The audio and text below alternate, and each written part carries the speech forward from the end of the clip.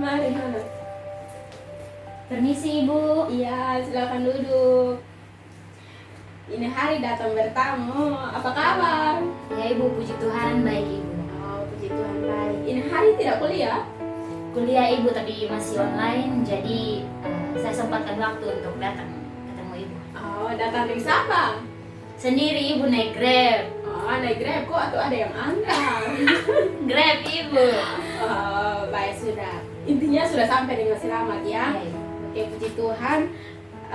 Kemarin dulu saya sempat baca chat yang kamu kirim di WA dan ibu merasa itu mungkin salah satu beban yang mungkin mempengaruhi kamu punya kehidupan, setiap hari harus pikiran.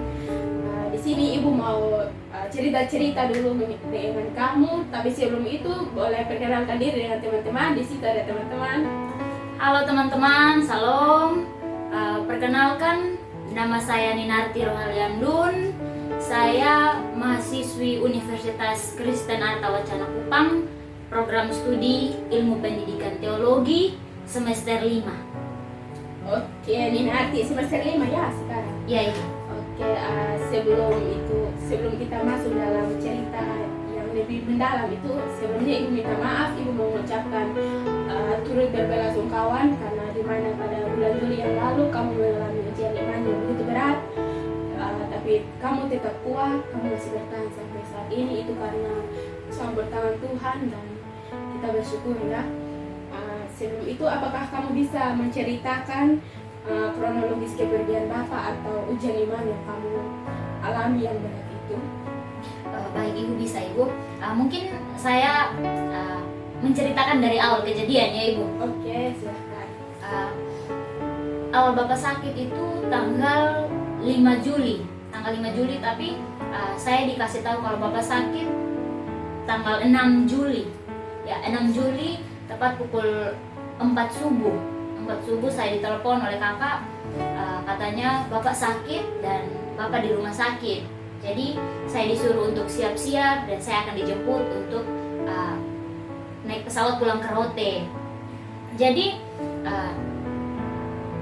singkat cerita, saya sampai ke Rote, sampai di rumah sakit, saya tidak tahu kalau Bapak sakitnya separah itu. Saya baru lihat Bapak punya keadaan, jadi langsung shock, down begitu. Tapi untuk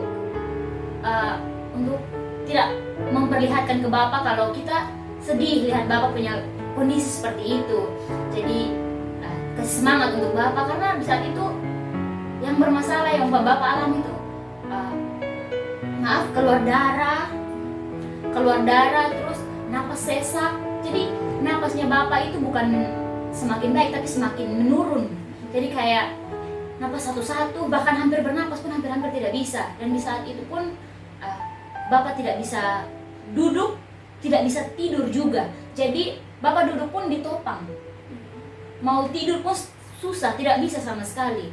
Dan mungkin seumur hidupnya Bapak yang saya tahu, Bapak tidak pernah mengalami sakit berat.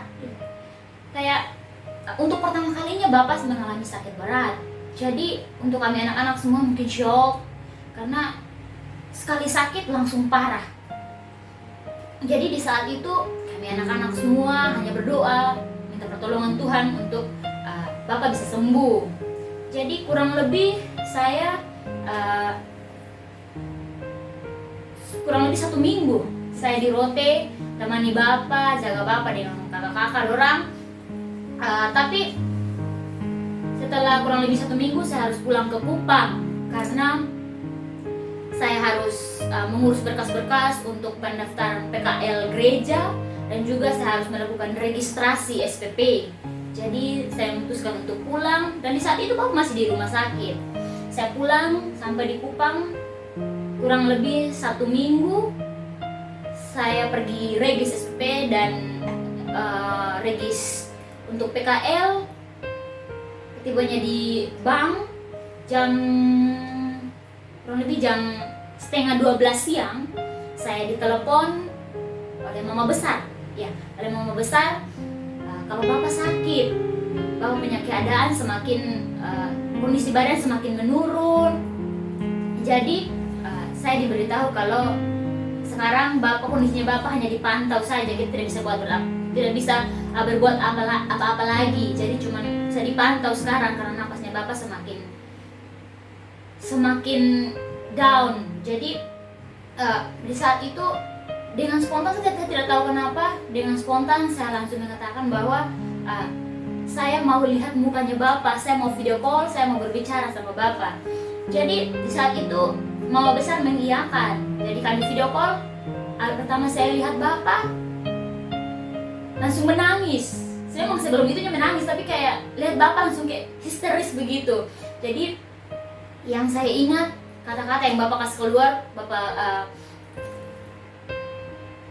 sampaikan di saya bahwa jangan menangis, bapak tidak meninggal, fokus kuliah, urus kamu punya kuliah, bapak tidak meninggal, jadi jangan menangis.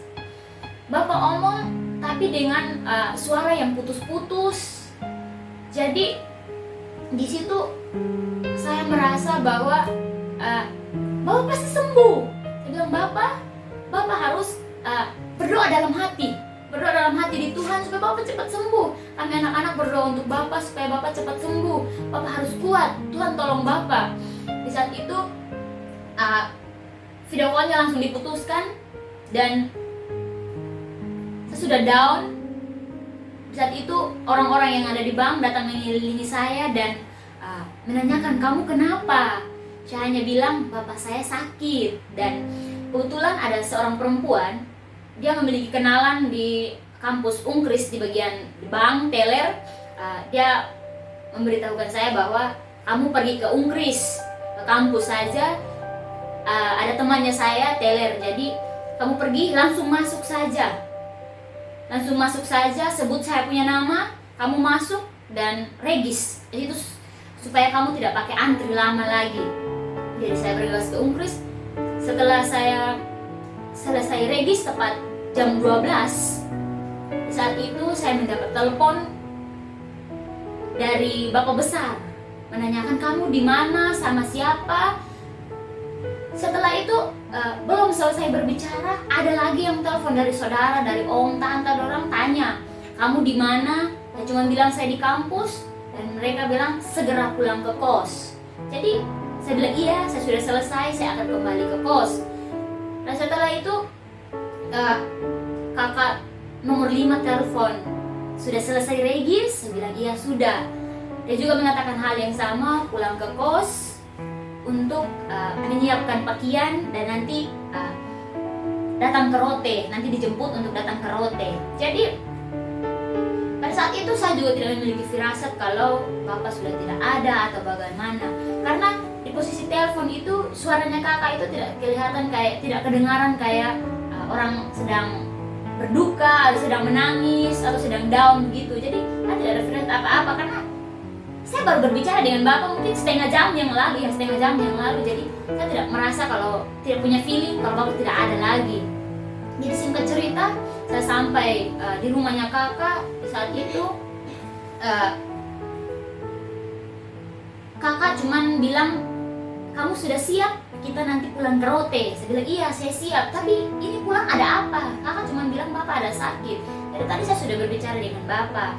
Jadi kakak bilang iya bapak ada sakit, makanya kamu pulang untuk lihat bapak dulu. Jadi saya mengiyakan. Pada saat itu kondisi kurang baik, angin kencang, jadi di laut kapal juga jalan tidak menentu. Jadi posisi karena mungkin mereka tidak mau kalau saya lama-lama di Kupang dan tiba-tiba tahu kabar dari orang lain begitu. Dan nanti kan waktu itu pas masih COVID yang parahnya itu, jadi harus swab antigen, harus punya kartu vaksin. Jadi kalau kartu vaksin saya punya, tapi kalau swab antigen kan belum swab, jadi takutnya di saat swab saya dinyatakan positif. Jadi supaya saya tidak down, mereka tidak memberitahukan kalau bapak sudah tidak ada. Jadi di saat itu singkat cerita, besoknya pulang ke Rote. Sampai ke Rote, saya tidak tahu kalau bapak sudah tidak ada. Sampai ke Rote, sekitar 2 atau 3 rumah sebelum rumahnya saya melihat banyak sekali orang dan saat itu orang-orang memfokuskan pandangan kepada saya. Waktu itu saya belum keluar dari dalam mobil, tapi semua orang lihat. Saya kaget, ada apa? Tapi sudah ada tenda. Jadi saya sudah langsung berpikir, kayaknya saya Bapak sudah tidak ada lagi. Di saat itu saya langsung menangis, teriak sekencang-kencangnya, turun dari mobil, saya lari sekencang-kencangnya sampai ke dalam rumah. Dan di saat itu saya lihat kalau Bapak sudah terbaring, dan saat itu semua orang memeluk saya dan menangis. Dan di saat itu saya rasa kalau kehidupan saya sudah tidak berguna lagi, karena buat apa saya berjuang?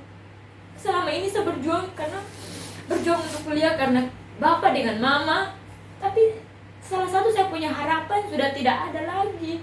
Jadi saya tidak tahu apa yang harus saya lakukan, tapi saat itu cuma menangis. Saya hanya bisa menangis. Entah, saya tidak tahu kehidupan saya nanti ke depannya bagaimana, tapi saya hanya bisa menangis, teriak sekencang-kencangnya. Tapi di satu sisi saya harus kuat karena ada Mama. Oke. Saya juga turut prihatin dengan apa yang kamu rasakan, Inarti. Tetap percaya Tuhan selalu ada. Dan mungkin yang kamu rasakan ketika tiba di Rote dan kenyataan yang terjadi seperti yang kamu tidak membayangkan. Apa yang kamu rasakan ketika melihat kenyataan itu? Jujur, yang pasti shock, down, karena sesuatu yang tidak pernah terpikirkan terjadi. Saya tidak pernah berpikir bahwa Bapak akan jalan secepat ini, dan selama ini yang saya perjuangkan adalah untuk bisa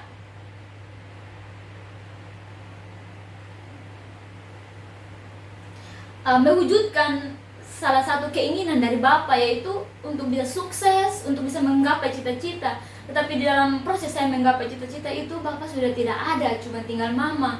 Sedangkan orang yang mencari uang untuk membiayai perkuliahan saya adalah Bapak dan Mama, dan mereka selalu bekerja sama-sama, bersama-sama, mau ke tempat kerja pun sama-sama, pulang ke rumah pun sama-sama, selalu kompak dalam mengurus saya. Jadi saya merasa sebagian dari hidup saya itu hilang, pergi, dan di saat itu saya tidak tahu ke depannya bagaimana. Tapi dalam hati saya hanya bilang, Tuhan, saya yakin, saya percaya Tuhan punya rencana di balik ini semua. Tapi jujur saya sangat down melihat Bapak yang terbaring dan Mama yang di sebelahnya cuma bisa menangis. Tapi di posisi Mama menangis, Mama juga menguatkan saya. Yang kuat, yang sabar, ujian yang Tuhan kasih tidak akan pernah melebihi batas kemampuan kita.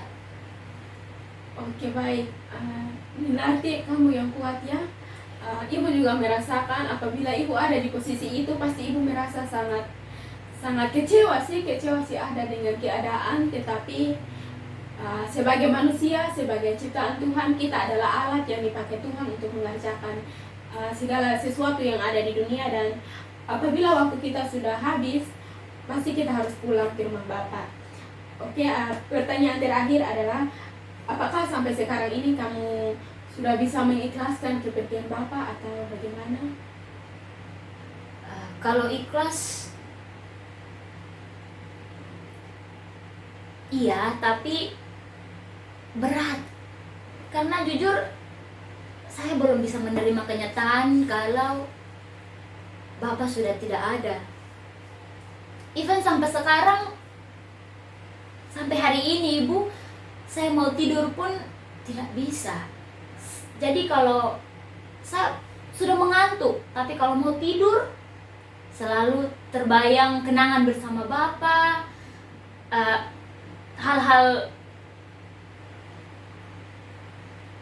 hal-hal yang saya lakukan bersama Bapak itu selalu terbayang, saya selalu ingat.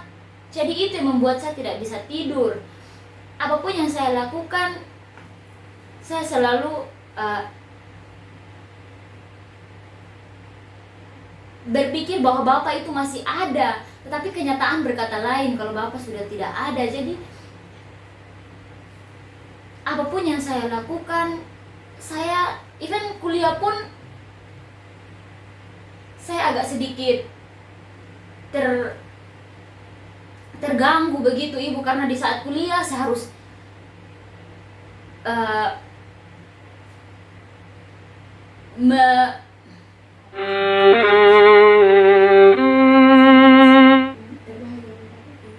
saya selalu terbayang Papa yang sudah tidak ada. Jadi di saat saya harus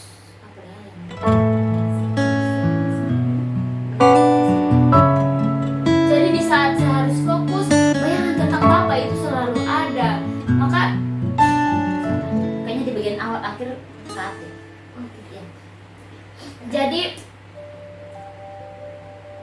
dalam hati saya harus tanamkan bahwa Bapak itu masih ada, supaya saya jangan down. Karena jujur, Bapak adalah semangat saya untuk kuliah. Bapak dengan Mama adalah semangat saya untuk kuliah. Tapi salah satu sudah pergi, jadi saya merasa sebagian dari hidup saya diambil. Oke, berarti kamu yang kuat, kamu yang sabar. Saya yakin kamu adalah wanita yang tangguh. Kamu pasti bisa. Mungkin saja setiap peristiwa atau setiap kenangan yang kita lalui bersama itu sangat sulit untuk kita lupakan, apalagi hanya sekejap mata saja ya. Oke, di sini ada satu ayat Alkitab yang Ibu akan kasih ke kamu. Ini kamu bisa jadikan sebagai ayat motivasi atau pedoman hidup. Itu di dalam kitab pertama Korintus pasal 10 ayat 13. Ibu bacakannya. Di situ mengatakan bahwa pencobaan-pencobaan yang kamu alami ialah pencobaan-pencobaan biasa yang tidak melebihi kekuatan manusia. Sebab Allah setia, dan karena itu Ia tidak akan membiarkan kamu dicobai melampaui kekuatanmu. Pada waktu kamu dicobai, Ia akan memberikan kepadamu jalan keluar sehingga kamu dapat menanggung. Di situ sudah jelas bahwa Tuhan akan selalu memberikan kekuatan, akan selalu memberikan jalan keluar. Jadi apapun keadaan kamu, apapun situasi yang kita alami, dimanapun kita berada, yakin dan percayalah bahwa Tuhan tidak memberikan pencobaan melebihi batas kemampuan kita. Jadi mungkin ini adalah singkat cerita dari kita, pengalaman kamu. Saya berharap dengan adanya konseling seperti ini yang saya lakukan kepada kamu bisa lebih fresh begitu. Harus semangat dalam menjalani kehidupan, harus tetap semangat, apalagi sekarang kamu sudah semester 5 ya, sudah di pertengahan perjalanan, kamu akan segera selesai mungkin. Kiranya Tuhan selalu memberkati. Dan pesan singkat dari saya dan untuk kita semua teman-teman dimanapun berada, pesan dari saya yaitu merasa lelah bukan berarti kita menyerah, merasa tidak mampu bukan berarti kita tidak bisa, merasa tak ada jalan bukan berarti tidak ada harapan. Jadi dalam kehidupan yang kita jalani, jangan pernah menyerah, karena Tuhan tidak pernah berjanji bahwa langit selalu biru, tetapi Tuhan berjanji bahwa Ia akan selalu menyertai kita semua. Jadi tetap semangat dalam menjalani hari-hari hidup kita. Tuhan Yesus memberkati kita semua.